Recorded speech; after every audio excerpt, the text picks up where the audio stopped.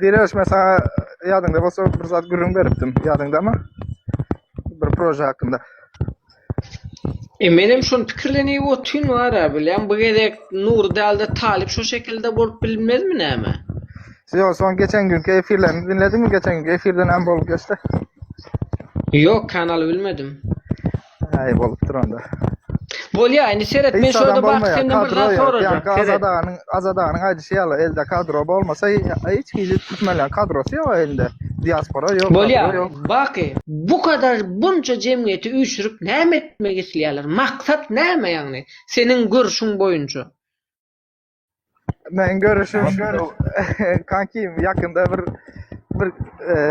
belli mesele ekrana çıkıp görenlerden belli kişileri paket ederler. Boldu.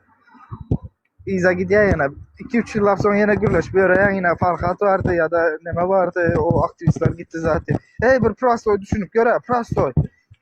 Näçe kişi aytdı Taliban apılmır. Näme üçün aktivistlerin adını tutansa olar kim diye.